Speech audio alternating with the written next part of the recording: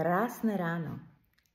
Druhý deň v týždni naštartujeme druhou dohodou zo 4 dohôd. A tou je: neber si nič osobne. Čo to znamená? Ak ktokoľvek povie čokoľvek na tvoju osobu, neber si to osobne. Väčšinou, keď nám niekto niečo vyčíta, alebo na nás nejako slovne zaútočí, hovorí vlastne o sebe. Vieš, nech by to vyzeralo, že ty akokoľvek môžeš za problém niekoho druhého. Nie je to tak.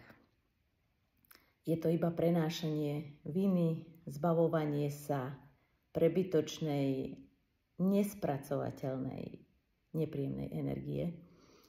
A tým, že ty príjmeš a vezmeš si osobne niečo, čo ti niekto povie, tak jemu sa uľaví, ale iba na chvíľu. A ty si pokazíš celý deň. Prečo by si to robila? Takže neber si nič osobne.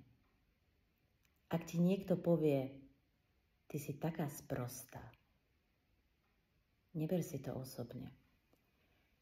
Ten človek vlastne hovorí sám o sebe. A teba sa to vôbec netýka. Tá druhá strana má problém, nie ty. A toto si uvedom. Krásny deň a neber si nič osobne.